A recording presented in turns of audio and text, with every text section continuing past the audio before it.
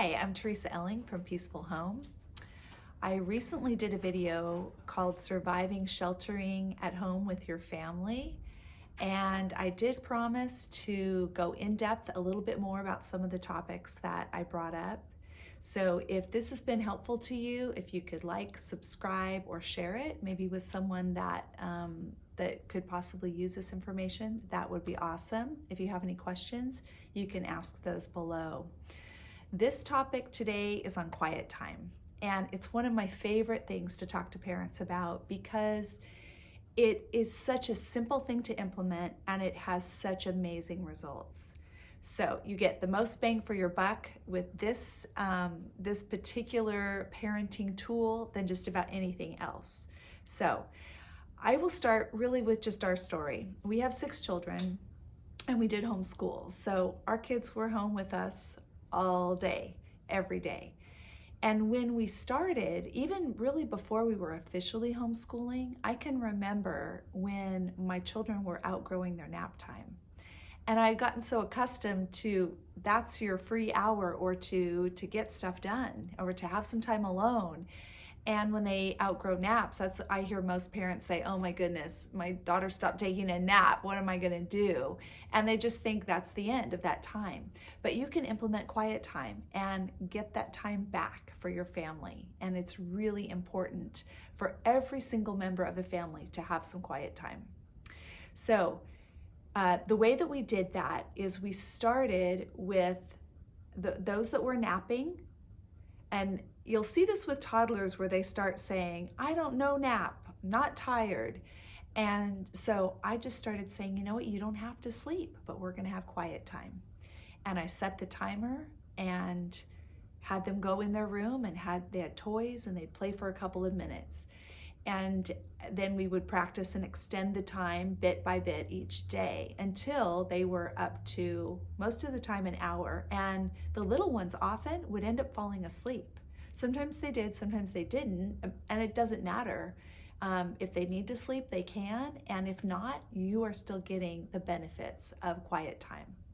So being quiet in and of itself is kind of a lost art in our society. We are bombarded constantly with noise, with interaction, music, our screens, just all the time, conversation. And we rarely have a quiet moment. And I thought this was really interesting. A study was published by a social psychologist from the University of Virginia. And he took men and women and had them be alone in a room for 6 to 15 minutes. And what he found, they rated the experience from 1 to 10, and more than half rated it a 5 or lower. They did not like the experience. He changed it up a couple of different times by having them be out in nature or be in their own home, and it didn't make anything better. They still did not like it. And after that, they offered a shock option. So before they did the study, they were kind of given some random questions and asked different things. And what would you do to avoid an electric shock? Would you pay money? And the majority of them said yes, they would pay money to avoid an electric shock. Well, this is what they offered. You could be alone in a room, or there was something there that you could go and try to shock yourself. And what they found was 67% of men and 25% of women chose the shock, chose to go and try that rather than being alone and having it quiet.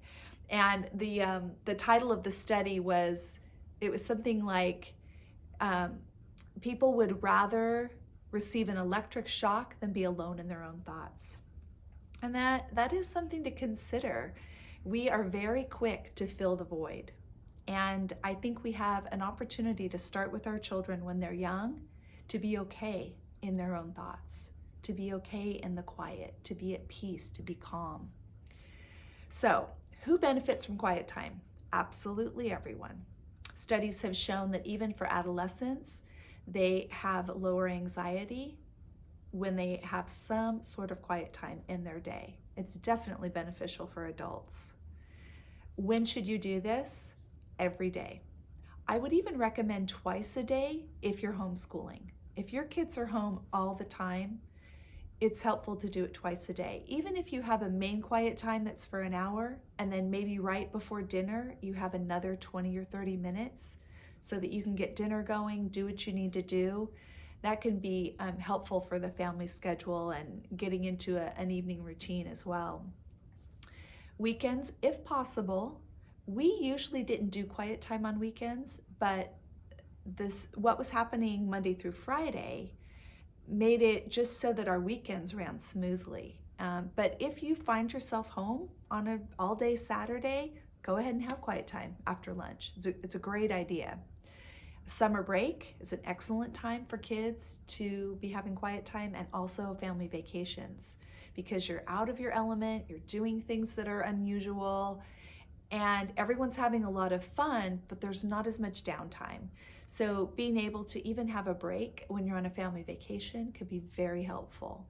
And if you're with other families, other relatives, that gives everyone a break too, rather than being with people 24/7 basically for a week, which is a lot for anyone, especially for introverts, but it's a lot of people time. So those breaks actually can make you look forward to hanging out with people again. And I noticed this with my kids.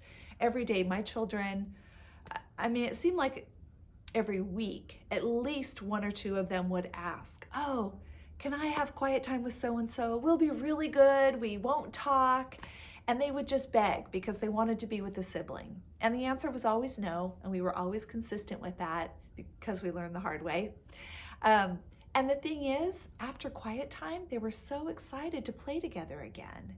And they didn't get as tired of each other and, prone to bickering and things. So it was helpful for that as well.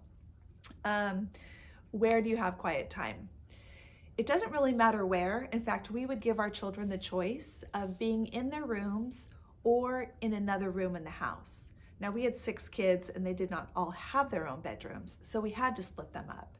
So if 2 kids are sharing a room, one can have the bedroom, one can have the living room. And we would allow them even to use our bedroom or outside, but you have to be alone. You can't share a room or a space with anyone else, because no matter how much our children try, they will end up talking and playing together. So they need their own space. And even if that means a partition and, separating them on 2 sides of the family room, that's fine. That will work. Okay, and why do you want to implement quiet time? For one thing, it's a really great gauge on training and obedience. Because if you can tell your children, "Hey guys, it's quiet time, everyone to their own spaces," and they can all go and do that, that shows that you've trained them well, that they're willing to obey, that they're submitted to you. And it just brings so much peace in the home to be able to do this. So that's important, to uphold your authority, to bring calm, improve their ability to concentrate, and even to sit quietly in other places like the dinner table or in the car. That carries over to those places as well. Professionals now, I never had anyone tell me you should do this quiet time. I had never read an article about it until today. I was just curious and I thought, I wonder if there are any studies done. And I started looking things up on the internet, and there are a lot of people talking about quiet time, talking about the benefits of it, and I'm not surprised. So this allows our kids to rest, nap when they need to, sleep when they need to. It allows them to imagine, to daydream, to create, to plan, to problem solve. All of these things that they're not doing in the same way. They might be doing they might be creating with a sibling or a parent, but it's not the same as when they're alone. So it's just a different aspect to some of these things. But they're able to make decisions on their own and not really have the influence of other people around them. So a couple of things that we would insist on: no screens. That was not as common. There were no iPads or iPhones when my children were being raised. But for now, I would recommend that you do not use screens. Use screen time as a separate time. You don't need to worry about discipline. In other words, training your children to be disciplined, to be alone in a room if you're giving them a screen. That's the easy one. Handing them a screen is a no-brainer. But getting them to go in a room and play quietly by themselves is a whole nother matter. So in addition to not having screens, you want to make sure that you have activities and things for them to do. For an older child, they might journal or read or listen to music and they'll be fine. But a 3-year-old is going to need some things to play with. So you can have special toys. We had some toys that were only available during quiet time. We would buy some things. Now, a lot of our toys were available all the time. So like Legos, that's an easy one for quiet time and other play times. But then we also had some things that we'd say, nope, that's a quiet time toy. That's the only time you can choose it to play with it. There's some great options on Amazon. There are a lot of things on Pinterest that talk about, like, I don't know what they call them. You could try quiet time bins, maybe play bins, toy rotation, see what you can get just for creating things that kids can use when they're playing alone. This is a great tool for special situations and emergencies. So let's say that you are home in the afternoon and you have a friend stop by who's in a crisis. You can tell your children, hey guys, time for quiet time. And they can all go do their quiet time and you've got 30 minutes to sit and talk with your friend. You also could be having a mom meltdown emergency. And this is good for that too. You obviously don't want to overuse it. You cannot put your kids in quiet time for 6 hours a day. That's not what we're talking about. If you're going to use it more than once a day, separate it out. In the worst case scenario, maybe it's after breakfast, after lunch, after dinner, whatever you need. Just don't overuse this. And one of those can be a good chunk, 1 hour, maybe even 2 hours, depending on the age of your children. Whereas the other times might be 15 or 20 minutes, 30 minutes. I was reading, I don't know where I saw this, but in the last couple of days, I saw someone that mentioned that they had put their lunch and a dessert in the staff refrigerator at their work. And when they went to get it out, there was a note from a coworker that said, I owe you a banana cream pie. It was an emergency. And I thought that was really funny. So, there might be times when you need an additional quiet time for your kids because it is an emergency. Like, I am going to hurt somebody. I am really right on the edge of a breakdown, a meltdown, yelling and screaming at my kids. Just put them all in quiet time. This also works great if your children are arguing. If they're really getting at each other and just struggling to play together nicely, you can just say, hey guys, everyone go to quiet time, please. 10 minutes just to have a break, just to kind of have a shift in the atmosphere. That works really well for the sibling rivalry. So how to do this? You want to be consistent in your training. You want to make sure to do this every day. Just make it a part of your routine and make it non-negotiable. If it's optional, probably what you'll have is your kids that are introverts will go right to quiet time, no problem. And the extroverts will never choose it, ever. They don't want this. They don't want to be alone, but it's probably the best for them. It's probably the healthiest thing you can do for them, to give them some time to be alone in their own thoughts and be able to manage their surroundings and their activities without others.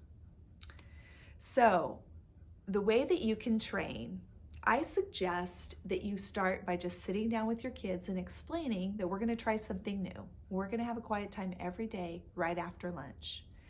And then you can ask them for ideas. What should be allowed during quiet time? What shouldn't?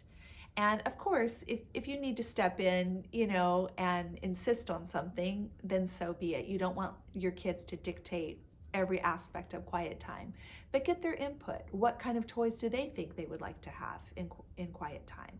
What activities would they like to do?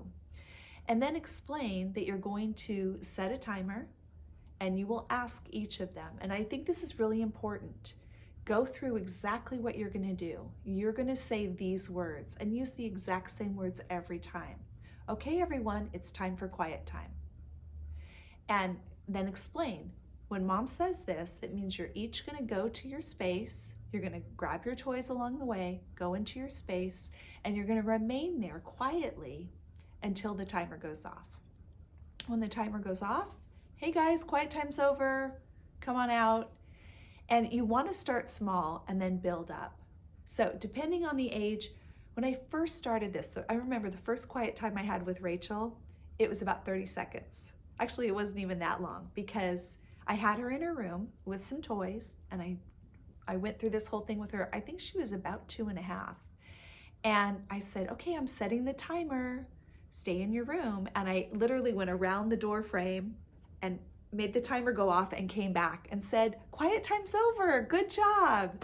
And a little bit later, I did it again, and 30 seconds, a minute. And again, this is for a toddler, a little one. With your older kids, you can just explain and maybe start it at 15 minutes or 30 minutes or an hour, depending on your kids. I've had one of the moms that was in my parenting class, and she started right away. Her plan originally was to work up to it, and she started her kids on an hour, and it was fantastic. They did it no problem. So gauge it with your kids and see, do they need a little more practice, and do they need to build up to that time if they're really resistant? And if not, you might be able to start with a higher time slot right from the beginning. I would encourage you to offer a reward. We're going to do this every day, or maybe even twice a day or 3 times a day, maybe 10 minutes each, just for the practice. Just the practice of, hey guys, time for quiet time. Ask them to give you a verbal response. Yes, mom. Yes, dad.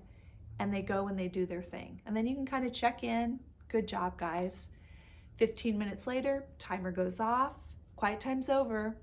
One of the nice things is a lot of times with my children, they would continue to stay in their rooms and play after the timer went off. They would just find they were in a zone of a book they didn't want to put down or something they were building. And so they don't have to come out when the timer goes off, but they're officially done at that point. So offer a reward. We're going to do this every day for this week. And then Friday night, we're going to have a movie night with popcorn and celebrate, because I know you guys are going to be really great at this.